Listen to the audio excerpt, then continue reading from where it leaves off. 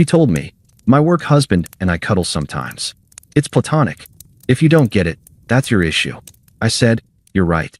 The next morning, I canceled every reservation and gift for her birthday weekend. That night, she arrived with her friends and found out the table was canceled under reason no longer needed. She broke down crying in front of everyone. Hey viewers, before we move on to the video, please make sure to subscribe to the channel and hit the like button if you want to see more stories like this. Thanks. If you looked at my Google Calendar 2 weeks ago, you would have seen an entry titled Operation 30. It was my girlfriend Maya's 30th birthday weekend, and I had spent 3 months curating it with the precision of a military strike. I'm a project manager by trade, and I treat my relationships with the same level of dedication I give my career. I don't do half measures. Maya had been hinting for months that she wanted a princess treatment birthday, something that would look good on Instagram and feel expensive in real life. I delivered. The itinerary was locked. Friday night at the Vane, the hardest reservation to get in the city. I had to call in a favor with a client just to get a table for 6. Saturday was a full-day spa package for her and her best friend, Sarah, followed by a surprise overnight stay at a boutique hotel downtown.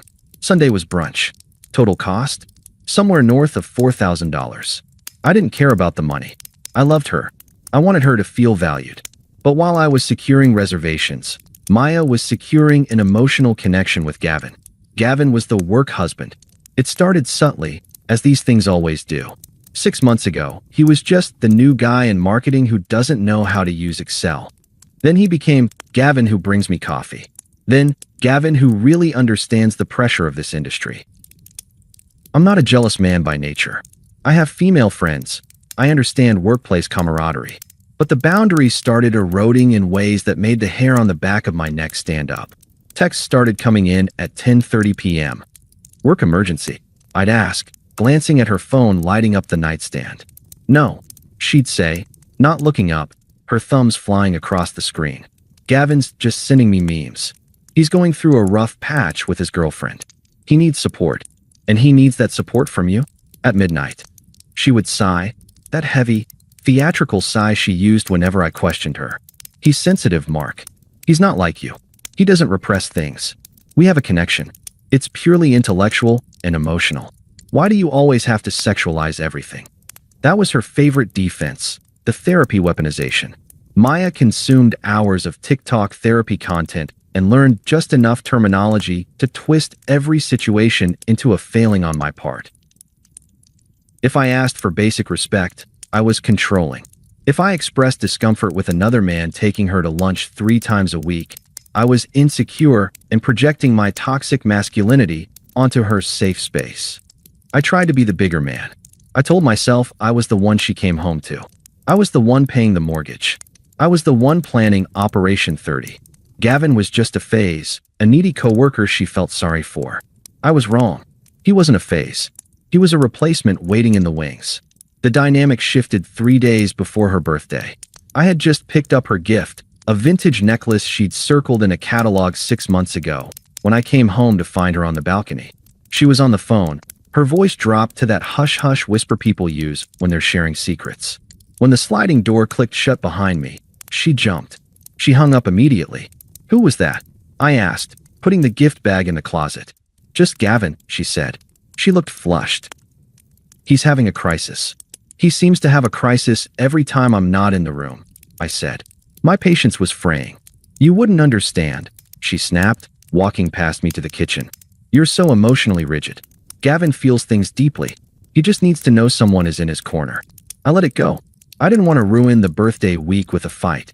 I told myself to just get through the weekend, give her the perfect experience, and maybe then, once she felt celebrated and loved, we could have a real conversation about boundaries. I was an idiot. It happened on a Tuesday. I was in the kitchen making risotto. Maya was sitting at the island, sipping a glass of wine I'd poured for her, staring at her phone with a soft, private smile that I hadn't seen directed at me in months. "How was work?" I asked, stirring the rice. "Intense," she said, not looking up. "Gavin had a panic attack in the break room around 2. Is he okay?" I asked, trying to feign sympathy. "He is now," she said. She finally put the phone down and looked at me, her expression challenging. like she was daring me to react. I stayed with him. We went into the quiet room in the back office. I turned the lights off, and we just laid on the couch and cuddled for like an hour until his breathing regulated. I stopped stirring. The wooden spoon hovered over the pan. The kitchen suddenly felt very quiet. "I'm sorry," I said, my voice steady, though my heart rate had just spiked through the roof. "Did you say you cuddled him? On a couch? In the dark?" She rolled her eyes, taking a sip of wine. "Oh my God, here we go?" "Yes, Mark. We cuddled. It's called co-regulation. It's a somatic technique to help lower someone's cortisol levels. It was completely platonic." I turned the burner off. I turned around to face her. "Maya, you are a 30-year-old woman in a committed relationship. You spent an hour lying in the dark in the arms of another man at your workplace. You don't see an issue with that?" "No, I don't," she shot back, her voice rising. "Because I'm an adult who understands that touch is a basic human need." Gavin was in distress. I provided comfort. It wasn't sexual. He didn't try anything, and neither did I. We just held each other. "And if I did that?" I asked quietly. "If I told you I spent my afternoon spooning the new intern because she was stressed out, you'd be okay with that?" She scoffed. "That's different. Men always make it sexual. With you, it would be predatory. With me and Gavin, it was spiritual. We have a soul connection, Mark. Honestly, I feel safer with him emotionally than I do with you half the time because he doesn't judge me." She stood up, walking around the island to stand in front of me. She looked at me with genuine pity, as if I were a primitive creature unable to grasp her evolved state of being. "My work husband and I cuddle sometimes," she said, enunciating every word. "It's platonic. It's harmless. If you don't get it, if you're too insecure to handle me providing emotional support to a friend, then that's your issue. It's something you need to fix in therapy. I'm not going to shrink myself or my capacity for love just to soothe your ego." I looked at her. I looked at the woman I had spent 3 years building a life with. I thought about the ring I had hidden in the safe deposit box, the one I was planning to propose with next year. I thought about the $4,000 currently pinning on my credit card for her birthday weekend. And then I felt it. It wasn't anger. It wasn't sadness. It was the sensation of a heavy weight simply vanishing. It was the click of a lock disengaging. I realized, in that exact moment, that she didn't respect me. She didn't even fear losing me. She was so confident in her control over me, so certain that I was this safe option who would pay the bills while Gavin provided the spark, that she felt comfortable telling me to my face that she was intimate with another man. She was waiting for me to beg. She was waiting for me to yell so she could call me abusive. She was waiting for me to apologize for being jealous. I took a breath. I picked up the wine bottle and topped off her glass. "You know what?" I said. My voice was calm. It was the voice I used when firing a contractor who had violated safety protocols. "You're right." She blinked. The smug lecture died on her lips. She looked confused. "I am." "Yeah," I said. "I've been looking at this all wrong. You're an autonomous person. If that's what you need to do to support your friend, who am I to police that? It was insecure of me to question your judgment." A slow, victorious smile spread across her face. She thought she had broken me. She thought she had trained me. "Thank you, Mark," she said, reaching out to touch my arm. "I knew you'd get there eventually. It really means a lot that you're doing the work to be better for me." "I am," I said, smiling back. "I'm really seeing things clearly now." "Good," she said, turning back to her phone. "Gavin will be so relieved. He was worried you'd freak out." "Tell him not to worry," I said, turning back to the stove. "I'm not freaking out at all. I wasn't. I was calculating. I served dinner. I asked about her day. I listened to her talk about how excited she was for Friday, how she had told all the girls that I was taking them to the vein, how she couldn't wait to see what I had planned for the rest of the weekend. "It's going to be unforgettable," I told her. When we went to bed that night, she turned her back to me, texting Gavin goodnight. I lay there in the dark, staring at the ceiling. At 7 a.m. the next morning, she left for work. She kissed me on the cheek, breezy and happy, convinced she had the perfect boyfriend and the perfect side piece. "Love you," she said. "Don't forget to pick up the dry cleaning for Friday." "I won't," I said. The moment the door clicked shut, I got out of bed. I didn't go to work. I went to the kitchen table, opened my laptop, and pulled up the spreadsheet titled Operation 30. I picked up my phone. I dialed the restaurant first. "Good morning," I said when the hostess answered. I have a reservation for 6 this Friday under Mark Miller. I need to cancel it. Of course, sir, she said. Would you like to reschedule? No, I said. But I have a specific request. My ex-girlfriend doesn't know it's canceled yet. She might still show up. Can you make sure the cancellation note is in the system? Certainly. Is there a specific reason code you want us to log? Yes, I said. Put it down as reason, service no longer needed. Service no longer needed? She repeated, sounding confused. That's the one, I said. Make sure it's on the screen if she asks. Okay, consider it done. Thank you. I hung up. Then I called the spa. Then the hotel. Then the florist. Then I called the boutique where I'd bought the necklace and asked about their return policy. By noon, I had erased her birthday. By 2 p.m., I had packed my clothes, my electronics, and my documents into my car.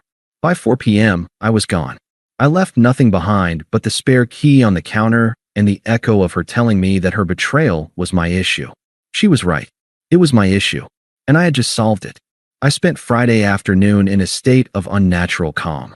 I had checked into a corporate suite hotel on the other side of the city, a place generic enough to be untraceable, comfortable enough to work from. My phone was on the coffee table, face up.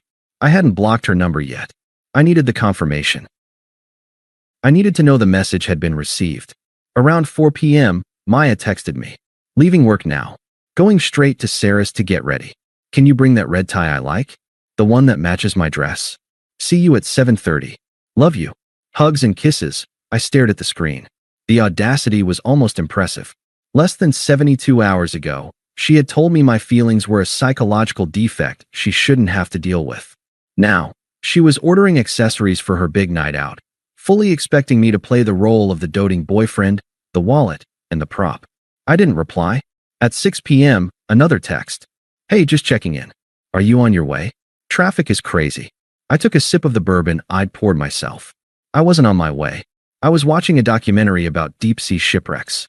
I felt a kinship with the ocean floor, cold, pressurized, and silent. At 7:15 p.m., the group chat, which included Maya, Sarah, and 2 other friends, Jen and Qley, lit up. Sarah sent a photo, a selfie of the 4 of them in the Uber. Maya looked stunning in a black silk dress I had bought her for Christmas. She was beaming, holding a glass of champagne, looking like the queen of the world. Caption, birthday queen en route. At Mark, where are you? We're thirsty. I felt a phantom twinge of guilt, a muscle memory of my old self, the nice guy, Mark, who would have panicked at being late. But then I remembered Gavin. I remembered the cuddle. I remembered reason, no longer needed. The guilt evaporated. At 7:28 p.m., my phone buzzed again. Maya, we're at the bar. The hostess says our table isn't ready yet. I thought you pulled strings with the manager. I leaned forward. The show was starting. I didn't answer. I didn't have to. The next 20 minutes played out through my notification screen like a slow-motion car crash. 7:35 p.m. Maya, Mark? Where are you? The hostess is acting really weird. She keeps checking the computer and looking at us. 7:38 p.m. Sarah, text, Mark, you need to get here. Maya is getting stressed. This isn't funny. 7:40 p.m. Missed call from Maya. 7:41 p.m. Missed call from Maya. 7:42 p.m. Missed call from Sarah. I could visualize the scene perfectly. The ambient noise of the vein, clinking silverware, low jazz, the murmur of the city's elite. Maya standing at the host's stand, her smile faltering, her friends shifting uncomfortably in their heels behind her. The hostess, a young woman probably terrified of ruining a birthday, but bound by the notes on her screen. Then came the text that told me the bomb had detonated. 7:45 p.m. Maya, what the fuck, Mark? 7:46 p.m. Maya, they said you canceled. They said you canceled everything. 7:47 p.m. Maya, service no longer needed? Are you insane? Everyone is staring at us. Pick up the phone right now. My phone began to vibrate continuously. It wasn't just a ring, it was a seizure. She was panic calling. I let it go to voicemail. I could see it. The host is finally turning the screen around or reading the note aloud because Maya refused to believe it. Reason, service no longer needed. The brutality of it was specific. It wasn't family emergency. It wasn't illness. It was a transactional dismissal. It reduced our 3-year relationship to a subscription I had decided to unsubscribe from. And the worst part for her? Her friends saw it. Sarah, Jen, Qley, the women she had undoubtedly bragged to about how well she had me trained, witnessed her being discarded like an expired coupon. 7:55 p.m. Voicemail from Maya, transcribed. Background noise is chaotic. Sounds of traffic. She's outside. Mark. Sobbing. Mark, pick up. I don't understand. We're outside. They wouldn't seat us. They said the card on file was removed. Sarah had to pay for the drinks at the bar, and it was like $80, and it was so embarrassing. Where are you? Are you at the apartment? I'm coming home. We need to talk about this. You can't just do this to me on my birthday. She still didn't get it. She thought this was a fight. She thought this was a tantrum she could manage. 8:10 p.m. Sarah, text, Mark, that was incredibly cruel. Maya is hyperventilating. Whatever is going on, you don't do this to someone publicly. Be a man and answer your phone. I finally typed a response. Not to Maya. To Sarah. Me. Ask her about Gavin. Ask her about the break room. Then tell me who isn't being a man. I put the phone back down. 8:30 p.m. Maya. I'm at the apartment. Mark, where's your stuff? The realization phase. She had rushed home to confront me, probably ready to scream and cry and manipulate me back into submission. Instead, she walked into a ghost town.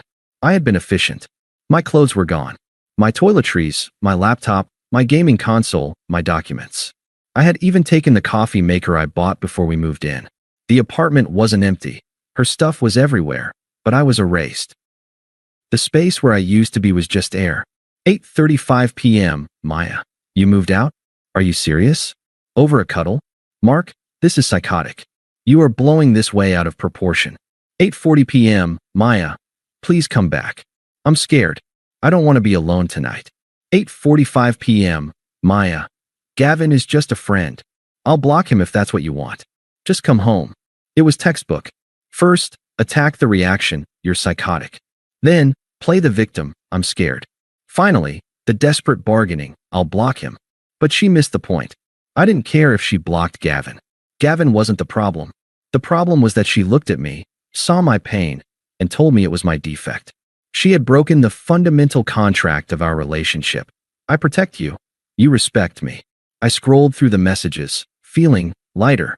For months, I had walked on eggshells, trying to be the modern, evolved partner she wanted, suppressing my gut instincts to avoid being labeled toxic. Now, I was the villain in her story. And God, it felt good. 9 p.m. Maya, fine. Ignore me.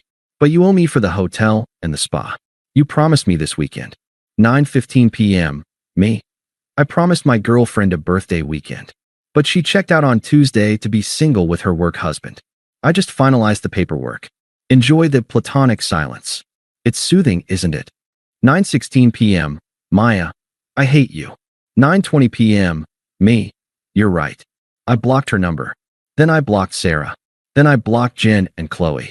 Then I opened the food delivery app and ordered a pizza from the place she always said was too greasy. I slept like a baby. The next morning, I woke up to a notification from Instagram. I hadn't blocked her there yet. She had posted a story at 2 a.m. A black screen with small white text. The betrayal you never see coming hurts the most. #heartbroken, #narcissist. I laughed out loud. She was already spinning the narrative. She was the victim. I was the monster who ruined her birthday for no reason. But I knew something she didn't. I knew about the karma that was about to hit her on Monday morning. Because while she was crying on the sidewalk outside the vein, I had sent one final email. Not to her. To Gavin's wife. I didn't just leave Maya. I removed the structural integrity of her life. Monday morning arrived. While I was settling into a temporary workspace at a WeWork, sipping a coffee I actually enjoyed, Maya was walking into the office expecting sympathy. She probably thought she could lean on Gavin, cry about her psychotic ex-boyfriend, and get another one of those platonic cuddling sessions. She didn't know I had sent the email on Saturday night. I had found Gavin's wife, Jessica, on Facebook easily enough. My message to her was short, factual, and devoid of emotion. Subject, Tuesday afternoon. Hi Jessica. I'm Mark, Maya's now ex-boyfriend.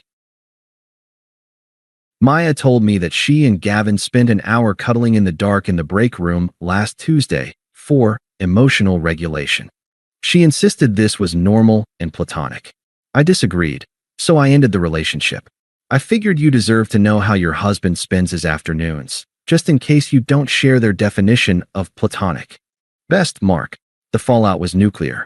I learned the details later through a mutual friend, Dave, who still worked in their building. Apparently, Gavin didn't fight for Maya. He didn't leave his wife for his soulmate. He didn't stand tall and defend their spiritual connection. Gavin panicked.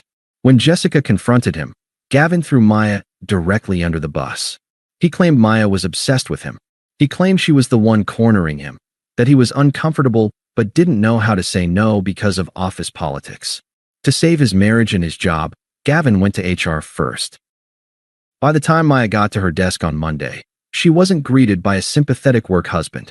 She was greeted by a meeting invite from the Director of Human Resources. Gavin had filed a formal complaint against her for inappropriate workplace conduct and creating a hostile environment. She was placed on administrative leave pending an investigation. That afternoon, I received an email from Maya's work address since I had blocked her personal accounts. From Maya, corporate email, subject, "You ruined my life. Are you happy? Gavin isn't speaking to me. HR escorted me out of the building. Jessica called me a whore. You didn't just break up with me. You destroyed my reputation. I lost my boyfriend, my best friend, and probably my job in 48 hours. How could you be this vindictive? I thought you loved me." I didn't reply. I moved the email to the trash. The silence was my answer. I wasn't vindictive. I was a mirror. I simply let the light shine on the reality she had created. She wanted Gavin. She got the real Gavin, a coward who used her for an ego boost and discarded her the moment it became inconvenient. Over the next 2 months, the updates trickled in from the few friends I hadn't blocked. Maya was fired. Mutual separation, they called it. Her friends, the ones who saw they no longer needed screen, distanced themselves. It's hard to defend a woman who cheats on the guy paying for her birthday, then gets fired for harassment. She had to move out of our apartment because she couldn't afford the rent on her own. She was back with her parents in the suburbs, a 45-minute commute from the city she loved. I, on the other hand, was doing just fine. My bank account was recovering nicely without the princess weekends. I was sleeping 8 hours a night. I met someone new, Elena. She was a nurse. On our third date, she told me, "I value direct communication and loyalty." It felt like breathing fresh air after drowning for 3 years. 5 months later, I ran into her. It was inevitable. We lived in the same city, and despite her move to the suburbs, she still came downtown for interviews. I was at a coffee shop near my new apartment, waiting for a pour-over. I looked great. I'd lost 10 pounds of stress weight, got a better haircut, and was wearing a tailored coat I'd bought with the money I saved from the canceled birthday trip. "Mark," I turned. Maya looked tired. That's the only word for it. The main character energy she used to radiate was gone. Her hair was pulled back in a messy bun. Her blazer looked slightly too large, and she had the frantic, exhausted look of someone constantly trying to explain themselves. "Hello, Maya," I said. My voice was polite, professional, like I was greeting a former vendor I no longer did business with. She stood there, clutching her purse. She looked at my coat, my calm demeanor, the lack of anger in my eyes. "You look good," she said quietly. "I am good," I replied. "I'm doing really well." She let out a shaky breath. "I miss you, Mark. I know I messed up. I know I hurt you. But the punishment, it didn't fit the crime. I lost everything." "You didn't lose everything," I corrected her gently. "You lost the things you didn't appreciate. Gavin was a mistake," she rushed on, her eyes filling with tears. "He was a predator. He used me. I see that now. I was looking for validation, and I looked in the wrong place. But we had 3 years, Mark. Doesn't that mean anything? Can't we just sit down and talk? I can fix this." People were starting to look. The old Mark would have been embarrassed. The old Mark would have taken her outside, offered her a tissue, and listened to her spin her web. The new Mark just checked his watch. "Maya," I said, "do you remember what you told me in the kitchen? You said if I didn't understand your needs, that was my issue." She flinched. I was angry. I didn't mean it. "You did mean it," I said. "And you were right. It was my issue. I had an issue with being disrespected. I had an issue with being a backup plan. I had an issue with funding a lifestyle for a woman who was emotionally intimate with someone else. I stepped closer, keeping my voice low and firm. So I fixed the issue. I removed myself from the equation. And looking at you now, looking at how chaotic your life became the moment I stopped holding it together for you, I realized I wasn't your partner. I was your logistics manager. And I resigned. Mark, please, she whispered, a tear rolling down her cheek. I'm sorry. I love you. I looked at her. I searched for any feeling, anger, love, pity.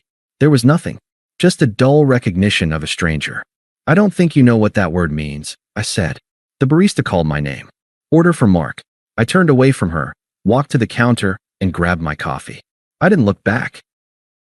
As I pushed open the glass door and stepped out into the crisp autumn air, I could feel her eyes on my back, but I didn't care. I had a date with Elena tonight. We were cooking dinner. No reservations, no drama, no cancellations. Service was no longer needed. And for the first time in my life, I was finally completely free. Thanks for watching.